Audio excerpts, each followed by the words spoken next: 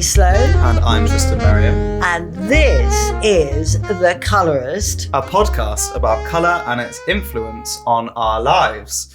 Well, today we are doing something a little bit different in the fact that we're not where we usually are. We're not in your home, Annie. We're not in your living room. We're on tour. Would you like to tell everyone where we are and why we're here? We are at the amazing Courthouse farm. It's in, where is it? North Somerset. North Somerset. Just outside of Bristol. Just outside of Bristol. That's the best way to say it. And it's in a beautiful place. It's Tudor, medieval house, and it's lived in by a wonderful person called Helen Reid, of course. And she runs lots of retreats here, and we're doing our painting retreat here with some wonderful guests, and we've been painting, doing lots of lovely things. And it really is gorgeous here, very, very relaxed. And actually it's been raining madly all morning, and the sun has come out and it's very happy. The gardens here are fabulous. And it's partly the reason that we're doing it here, because we were going to do a podcast and we thought, well, actually, Capability Green would be a very good podcast to do because of the gardens, and not because the gardens are sort of Capability Green, but Yes, I think that it works, doesn't it? Yeah. But we're in the middle of a painting retreat, and so we're not alone. Usually it's just us and Vincent, and now we've got a whole little room full of people. So these are guests who are on the retreat. So it might sound a little bit different this episode, but we're going to work with it, and we might even have some audience participation as well, which would be very exciting. But you've said it, and you're absolutely right. We're here today to talk about Capability Green, which is one of your colours. And I don't want to sort of give the game away, but it's linked to a very famous person who is. So this is all about, I named Capability Green, this beautiful, quite natural green, from somebody called Capability Brown. It's a joke. Everyone's meant to laugh. Thank you for laughing. Yes. It's a great joke. So Capability Brown was actually, real name was Lancelot Brown, and he's a gardener, very humble background, but he started working in the gardens of the rich and famous, not famous so much, it's just very rich people in the 18th century. And he learnt about just simple gardening, but he somehow developed it into an amazing type of gardening, which has really influenced everybody since. He wasn't the only one. There were other ones previous to that, but he developed it into so that people talk about, it's a Capability Green garden. He did loads at Brown Garden, sorry. Capability Brown Garden. Yeah. He did loads and loads. He was incredibly busy. But why the name Capability? I think because apparently whenever he went to a house, he would say, I think we or I or it is capable of being done. Yes. So he would go to this gorgeous house. I mean, these are not the houses of the ordinary people. These are the houses of the big estates. I was going to say estates and almost parks. Not really a they garden. They weren't parks, but no, the scale of them. You've gone ahead of yourself. They were houses, big houses in farmlands. Okay. So it was big houses, basically. And he told them that their estates had great capabilities for improvement. So he nicknamed himself, or was it given to him? Apparently people gave it to him. But nobody really knows. It's a great name. And the more I've researched this and him, the more fascinating I find it. There's there's lots to say about him, which I hope we will. But one thing that stood out to me, he set the Instagrammable look for the English countryside for centuries, which I thought was really cool because he was very concerned with how it looked. Yes, but I would like to say, where did it come from? So where did this whole idea, where was this thing coming from, this need and want, and suddenly it became the thing to do? So I'd like to start with the idea that what Capability Brown was doing was he was catching the zeitgeist of the time, which was, it was the age of reason, the age of enlightenment. And this was developed or highlighted or written about by David Hume, who is an 18th century Scottish philosopher. Right. Previously to that, in the 17th century, God was much more important. Religion was more important in society. Paintings were more about, there would always be a religious element to it. Not always, but often, nearly always, a religious element to everything. In life, there was a religious element. The age of reason comes along and people start to think more, well, clearly and less emotionally, less. Well, I mean, so this is the aspect of all of the research for this episode that the bit that confused me the most, because it's quite hard to explain. I think it's quite deep. I mean, I've got some notes here, and it said the Age of Reason people wanted a landscape that reflected philosophical ideas of liberty, harmony, and natural law. But even that, I'm like, okay, what does that really mean? And I've got lots of notes. Well, it's not religious. It's quite deep. It's not to do with religion. It's to do with that nature is the important thing. It's not to do with God. So really, the Age of Reason is the age of rationality. Yes, more objective rather than subjective. And before, gardens were quite different. If we're thinking about the gardens and the sort of the time before, they were quite structured. Very, very formal. Symmetrical. Nature is completely controlled. Yes. This is Versailles. So Versailles, where everything is, well, just controlled. Yeah. I mean, it's beautiful. But it's not at all untouched. And it's not, it's controlled. Yeah, controlled. And the whole point was in the 18th century, they suddenly went out and went, nature. Oh my goodness, this is extraordinary. You don't have to control it. And they were quite scared before of nature. Before the 18th century, there was much more, there were brigands and highway robbers and all of that. So, it was more scary out there. And so, things started to become a bit more, I suppose, more controlled in society, but gardens became freer. So before, there was a lot of mathematical planning, and it looked like there'd been an impact from humans, whereas Capability Brown wanted to make it look more natural, more untouched. Actually, that required quite a lot of planning to do that, to give it that look. Is that correct? Absolutely. So I'm showing a photograph here of a house. It's a grand, beautiful, beautiful, actually Georgian house. And I know it's Georgian because it's symmetrical. All Georgian houses are completely symmetrical. But the garden itself is not a garden. It's a huge, great landscape. And all those trees there, have been put there. It looks like it's natural, but it's not in the slightest. I think that's brilliant. Can I give you a little quote or a little bit of research, which I really liked? He was known as a tree fashionista. He loved planting trees in artful clumps rather than neat rows, which I think, that's a weird way to describe planting trees, but it gave a painterly effect. Blenheim is a beautiful Vanbrugh house, 17th century house, in fact, but they had Capability Brown come along and do the landscape. And what he did was a little stream, he cut it off and turned it into a huge, big lake. And it looked completely and utterly natural. As I say, we lived there for many years and we used to walk around it. It just felt completely natural. You would never have thought it's been made. And over it, there was a beautiful bridge, which again looked completely old, but it wasn't. Well, it was 18th century, of course, but not. It looked as though it'd been there for centuries and centuries. This, we're talking 1700s. This is long before heavy machinery existed. Yeah. And he's going in with a huge team of labourers, presumably. Moving huge trees. Gardens. Literally moving, well, it says moving mountains, sort of.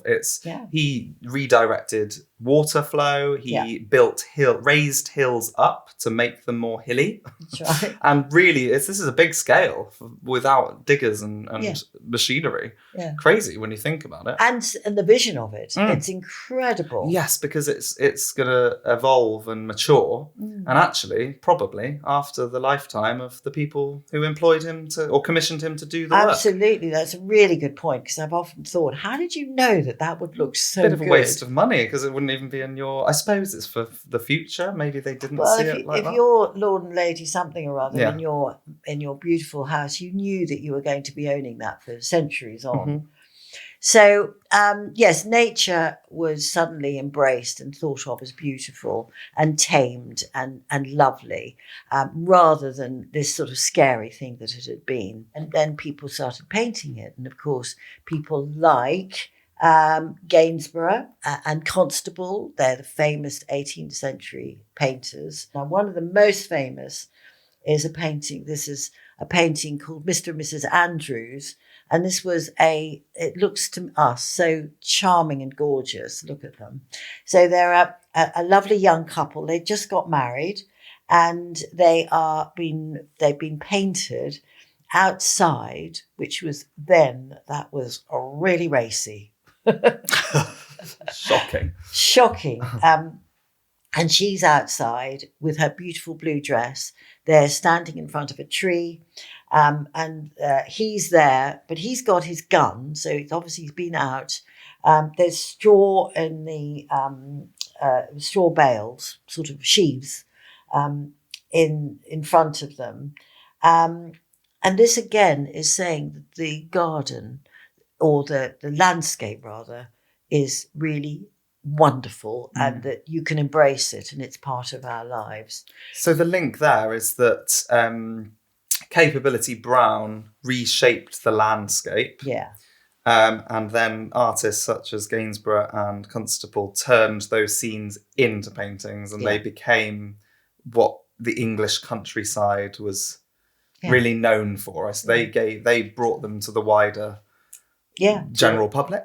I guess, with galleries and things over time. Well, over time, I suppose it was introducing the English countryside to. Yeah, I think that'd be right. And it was at exactly the same time. So the dates are all 1700s. Yeah. When we're talking about Constable, Gainsborough, and Brown. Yeah, and actually going into the early part of the 19th century as well. Mm-hmm.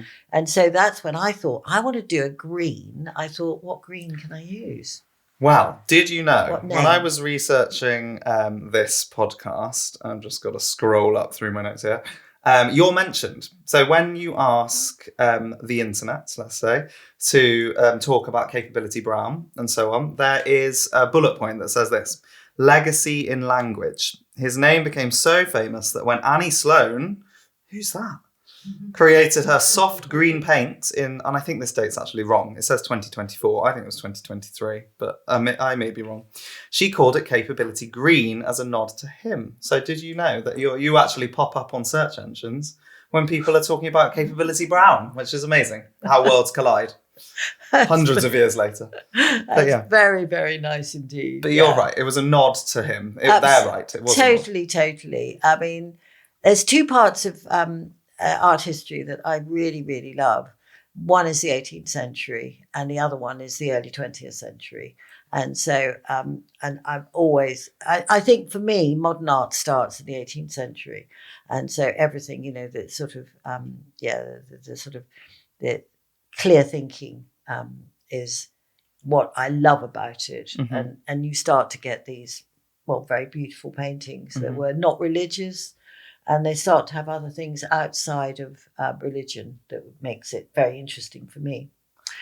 So we did a colour, and it was at that time with the Royal Horticultural Society, which again is what I wanted to give a nod to, because the Royal Horticultural Society is famous in England anyway, as being somewhere that really looks into the gardens and sustains gardens and plants, and they do a lot of work towards it. So I thought it was really nice to be able to do that with them. And I wanted to give it the gardener's name. So what came first then? If we're thinking now, we've gone through the history of it and what's led up to this, but Capability Green was born. 2023, 2024, we'll clarify. And what came first? Did you know you wanted to do a green? Yes. And then you thought, what shall I call this green? Yes. And is that how it came about? Actually, probably. I think they might have happened quite quickly. Okay. Because I was mixing these greens and thinking, what sort of green did I want? And I knew that I wanted a slightly sort of earthy green. And as I mixed it, I just began to think of this green and realised that it is the green of nature. And actually, it's quite a difficult colour to mix. And there are a huge number of greens. And you've got quite a few greens in the range already before this. Quite a few. But the problem with green is that it's huge. It's the widest number of colours in the spectrum. There's more greens than any other colour. And so it goes from like a yellowy green. I've got a colour called Versailles, which is a sort of a yellowy green. Very soft and very soft. Almost neutral, but not. Yeah. It's a really lovely green. And then it goes towards things like a blue green, Antibes, which is a bright, vibrant, slightly yellowy green. Bit like your necklace that you've got on now. Touches of it.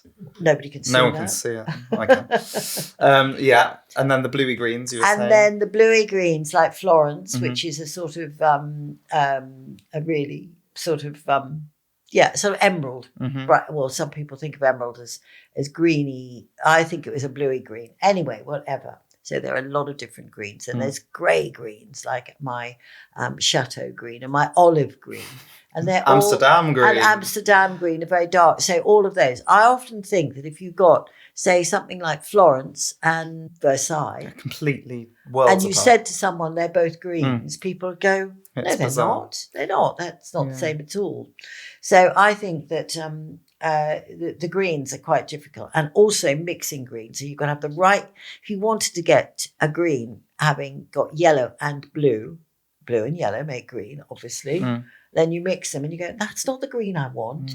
So they're very hard. You've got to get the right yellow and the right blue to mix. So I suppose if you're new to colour mixing, I know we're going off on a slight tangent, but it's good. If you're being introduced to the world of mixing and blending, greens are quite a hard family to start with. Yes. You're saying. Very good point. Don't start with greens, people. Because you will find it difficult, because you've got yellows which have got red in them, and you've got blues which have got red in them, and you can get a green which is completely different to when you mix a green with yellow in it, a blue with yellow in it, and a green with yellow in it. They'll just make different colours, and you have to play about with it. But out of your greens, which we've established there's quite a few, and there's a huge range of greens generally in the world, you felt there was a specific green missing. Yeah, well, I just... Enter capability green. Capability green. I wanted it to be, as I say, a leaf type green or a grass green and, you know, if you look at a piece of grass or you look at it as a field, it's slightly different. And I wanted that look of the field. And fresh. And that's sort of quite fresh, but natural, not sort of a tropical green, more of an English green. Yes. And I just think that giving an English green the name of capability is, I felt very comfortable with it. Very, very comfortable. Yeah, it's a great name. And we've spoken a lot. And this is the whole point of the podcast, really, to go beyond the name and work it out. But it has huge links to the English countryside and countryside all over. Yeah. But capability, brown. Yeah. So there we go. That has explained the name. And I'm going to put some pictures of things that it goes with. So capability green. I'm always going to call it capability brown. Capability green goes very, very nicely with its complementary. So green is opposite to red. So when you add green, I painted I'll post it on the page. There's a really lovely green cupboard. And on it, I've put a little sort of terracotta-y red pot, which makes it just lovely. You've got a colour which is harmonious, so blues and greens are harmonious, and the terracotta is complementary, and it's got little bits of yellow on it too, which I love it. Do you think it's got a little whiff of zestiness to it? Because I'm just looking at this colour, and I think it's quite a complex colour. I love it, but it's hard to describe, and I think we've done it really well. But looking at that photo there, I feel it's quite zesty. When you say zesty, do you mean sharp? Yeah, just no. I don't mean that, because it's a very soft, mellow colour, but it just feels quite... It's very alive. Alive. Yeah, that's a better word than zesty. Yeah. I really, really love it. I've been using it a lot recently. If anybody follows me, they know that I've got a house in Normandy, and I've been painting, and for some reason, my house in Normandy absolutely loves capability green. Everything I paint there it ends up being capability green. So now I've got a lot of it. I think it's because I've also got a lot of Antoinette, which is pink. And they go very beautifully and they together. go really, really, really beautifully. So green and red add white, make pink. So it looks really, really gorgeous. I've also done, this is a piece that I did, and I'll post that as well. It's a little chair. It's a sort of 18th century style chair that is actually a modern one, but reproduction. And I've done that with just because I always think you need to know what neutral works with it. And I think really beautifully it works incredibly well with country grey or canvas and old ochre, those three colours. So I've painted the back and done some lines on the furniture, which I'll show you. And well, it's just very, very sort of, what's the word? Comfortable feeling. Very nice. But do you think people can relate to greens because of the links to the outdoors and countryside? Do you think that's why green is such a popular colour generally? Because it gives them that sort of sense of the great outdoors and space and calm. It could be. But in fact, although it's very popular, I think blue is actually, we know from Instagram, if we post something big in blue, everyone loves it. Green is something that some people, because there's so many greens, some people don't like certain greens.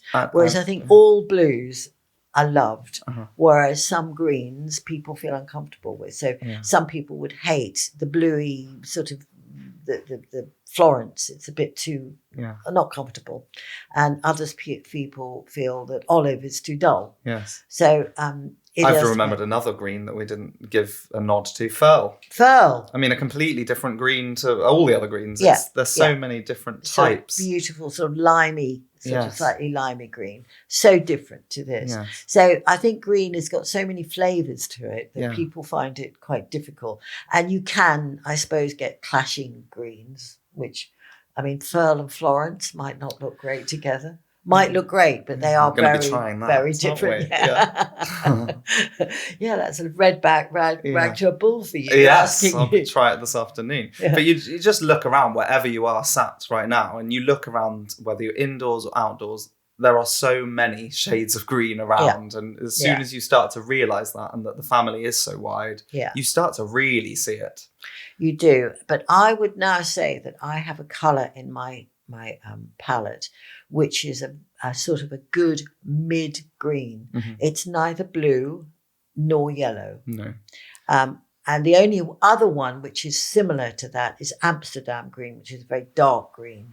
So I suppose you could say that Amsterdam green and capability green are sort of companions, because one is... That's a nice way of putting it, like friends. Constable and Gainsborough. Oh, little friends. They are friends. And so, they would go very well together. You could do something and then put the Amsterdam with capability. That would work well. Yeah. I mean, I always think it's funny. As someone who might be listening to this podcast who's never seen capability green as a colour, they're going to be thinking, what is this colour? I mean, gosh, you've spent 40 minutes talking about it and it's, so complex. So I hope it inspires people to go and check it out if you don't know what this colour looks like. Yeah. It's a wonderful colour. Yeah, I hope so. And it's a great addition to the range. Now, we're with many people here in the room, and I think it'd be a really nice opportunity to see if anyone has any questions about Capability Green, how to use it, anything at all. Anybody got any questions about green and Capability Green or any other colours? I mean, no, not any other colours. Stick to green. Yeah. I can't cope. But if you don't, What colors in your color line would be complementary to Capability Green? Great question. So I would say Antoinette, Jaipur. And Jaipur didn't exist when Capability came out. So this is a great new addition. Yeah, that'd be really beautiful. That would be definitely complementary. I think you could also try Primer Red, because Primer Red it's got that sort of earthiness to it. I think that would be really beautiful. In fact, I think... Oh, she's off now. She's excited. I think we did. I think, I'm not sure, I've got a photograph of doing primer on the wall, and above it, I think I had a Capability Green line. That was my question. I was going to ask, what if you had a piece, say, entirely capability, what could you do the wall as? So that sort of answers that question. Well, primer red which would be great. delicious. I want to do that immediately. Okay. Looking at my house in France, what I've done is I used a lot of other colours like Aubusson blue and paprika, some primer red, and so hot colours and cool colours. So the hot colours were the paprika, primer red, and Antoinette, and they looked wonderful. But they're all part of the reds, which are the complementaries. And then the blues and greens that I went with it was, I don't think I'd use any faux. No, it was capability. Capability with Aubusson. So would you say they're are they harmonious colours? Yeah, they're all together in the same. Yeah. Fabulous. Any other questions? Good question. That was a great question. Yes, I have one, please, Annie. In the hierarchy of popularity of all colours, where does the colour green feature? Good question. So, if you're thinking about sales of our colours, well, it's sort of, it is there. Of course, our most popular colour is white, because that's with every paint colour. But, and then we've got all the neutrals, of course, because you always have to have a neutral, and then the colours start coming in. And one of the most popular colours is duck egg blue, Svenska, all of those colours, because they're soft and appealing and you feel comfortable with them. But I think the greens that are very popular, and it goes in and out of fashion, of course, and olive is one of them. And the greens are there probably about a third of the way down. Yeah. Interesting question. Yeah, really. Yeah. And it changes, because when we first used to make paint, there were certain colours. Primer red was one of our most popular colours. And now it's much lower down. I'd be so interested in seeing your league table of colours and how they change, and trying to analyse why, because I think that is quite fascinating. And it used to be hotter colours and warmer colours, and now it's slightly more. And greens, actually, very good point. Greens have become more popular because I think people feel more, they want to be earthed. They want to come down to nature and feel more comfortable, because, it's where, like in the 80s and 90s, when we were first making paint, there was money sloshing around in the in the economy everywhere, in every country, and everyone was spending, and there were lots of exuberant warmths, and everyone was talking about Tuscan reds and everything. And now people are talking about being calm and well-being, and you need to be grounded with earthiness and green. When you're at home, you mean? So we're leading such busy lives, and it's all quite crazy. So you want to come home and have that serenity. You don't want the sort of very, very bright. It makes sense. It's general, but it will go. There'll be a new trend and a new cycle. Yeah, and it is. What I find incredible, it's what they call the zeitgeist. This happens without us even talking about it. And, I suddenly think, I really, really want a, blue cardigan or something. Well, you're not the only one. Everybody wants that colour as well. And suddenly everybody wants it. It's bizarre, but we all seem to be the same. Well, it's been fantastic learning about this colour, and quite a long story to kind of get to that colour, but there's a lot to it, and it's a very well thought out colour and process. Yes, I hope I did it justice, because it is complex and it requires knowing an awful lot of stuff. But I think I sort of got the general shape of it. You absolutely did. And I think Capability Brown sounded like a really interesting person as well as all of this. I know it doesn't make much difference to this, but he sounded like he was a bit of a character. Yeah. And I think it's very cool to think that hundreds of years later he's got a colour named after him because of that. So I'm very proud of him. Yeah. It has nothing to do with me, but I'm very proud of him. No, exactly. I feel, good guy. Yeah, absolutely. Well, thank you everyone for listening. As always, Annie will be sharing the imagery from this podcast on her social media channel on Instagram, Annie Sloan Instagram. And where are we going next? What colour are we focusing on next time? We're doing something completely different. We're going to go for a colour called Whistler Grey. Right. Okay. Ooh's in the audience. I mean, we need a banner to hold up saying, ooh. Whistler Grey. Fantastic. So yeah, completely different, but based on a person. Can you give us? Might be. Okay, I'm we'll not have to telling. see in 2 weeks' time. It is. It's a person. It's a real person. Great. And an artist. So he was a designer type person, capability Brown. But this is James McNeill Whistler. So they can do some homework before the next podcast. Oh, yeah, good idea. We should set people homework. I think that's quite a good idea. Wonderful. Right, we'll see you in 2 weeks. Bye. Thank you.